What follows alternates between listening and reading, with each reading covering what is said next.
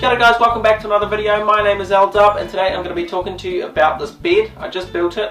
If you do watch my channel, you will know that I was talking about building this a little while ago. I'm planning a project. I want to make a rustic pallet sort of bed. So I'm just at Bunnings now. I'm in the timber yard. I'm picking up the timber I want. Let's get into the video. When I started this project, I knew that it would be a heavy piece of furniture, so I wanted to design it in such a way that I could move it around easily in 3 different pieces. I began by building the rails. I used 2 3x4 beams and 2 2x3 beams. I measured them and then used a square to get a nice line to cut with my drop saw. My drop saw is quite a small little saw and it's not really designed for cutting these bigger beams. It does do the job, but the guard gets a little bit in the way. So sometimes I'd have to cut almost all the way through and then flip it over before continuing to cut the other side.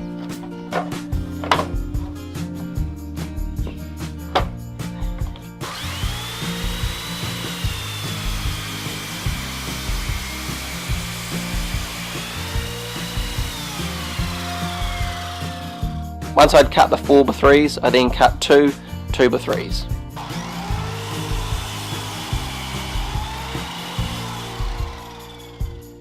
I then clamped one of each thickness together and screwed them together. This sort of gives me a little step down for the slats to sit on.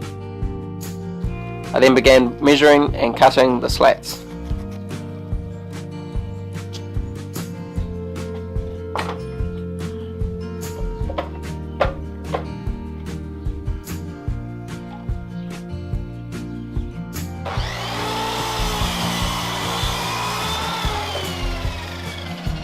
Once I'd cut one of the slats to the right thickness and got it in place, I sort of did a little test just to make sure that it was going to be the width of the mattress.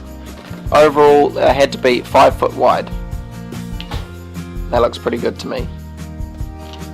I then finished cutting all the slats before I moved on to making the headboard. As you can see here, I'm building the headboard on top of the bed base. That just means it's going to be the same width without measuring it all.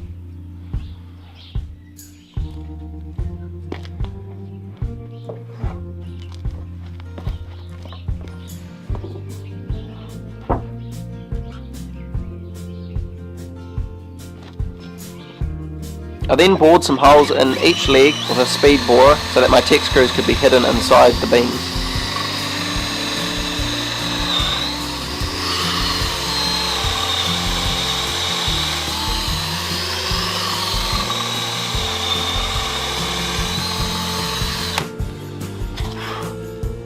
And then fasten them together.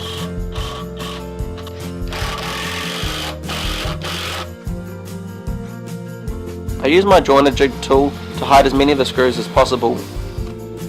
As you can see here, I'm screwing it together in a way that you won't see these screws.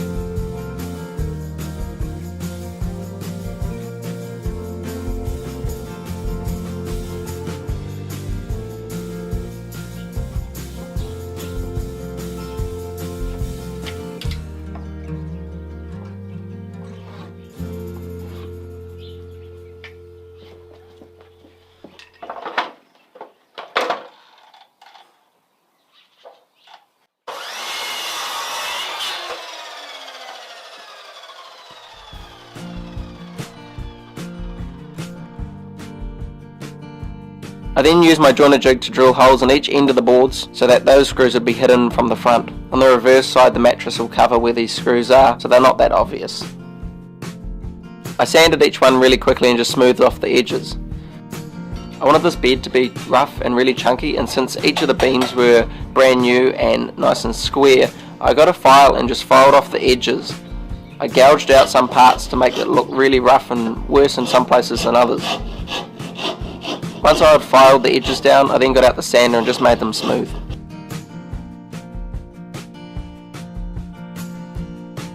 I then tacked in these slats and that was the tailboard finished.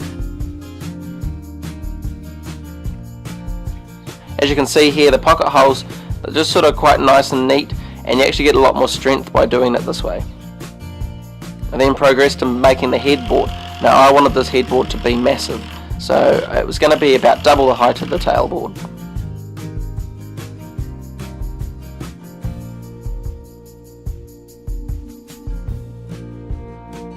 I use this Cabot sticking stain called Black Bean. It's a colour I've never used before. I'd normally use Rustic Oak, but I wanted this bed to be quite dark, so I decided to try this colour. And when I opened the tin and first started putting it on the bed, it looked really purple and I was quite worried, but as it dried, it darkened right up.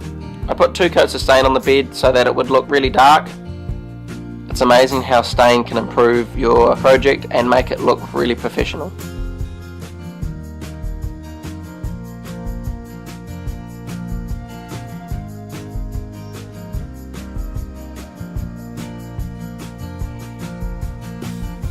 I then used some really thick angle iron to make some brackets that would hold the tailboard to the rails as well as the headboard to the rails. I then had to take it over to my drill press and drill the holes out.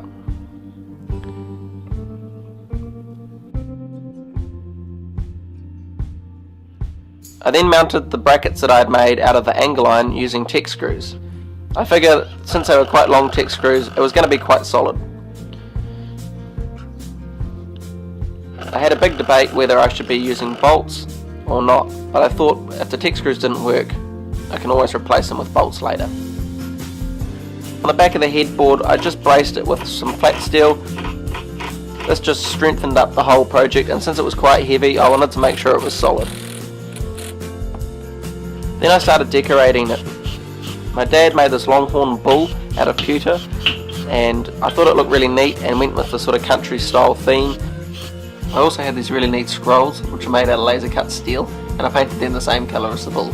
Not only do they look nice and decorative, but they also add a lot of strength to the bed. I also painted the screw tops so that they'd match all the decoration.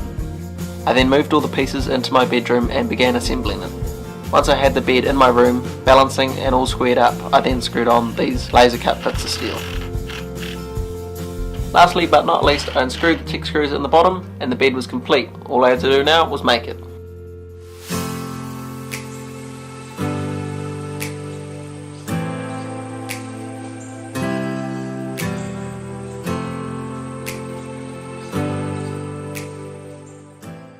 So that's the project done. My bed is complete. I really love it. I've had a couple of nights sleep in it and it's comfortable. It's just awesome. So I do encourage you, if you would like to make one of these yourself, give it a go. I had no clue what I was doing when I took this challenge on, but I managed to figure it out. So I'm sure you can too. If you did like the video, please don't forget to like, comment, share and subscribe. And I'll see all you guys in the next video. Thanks for watching.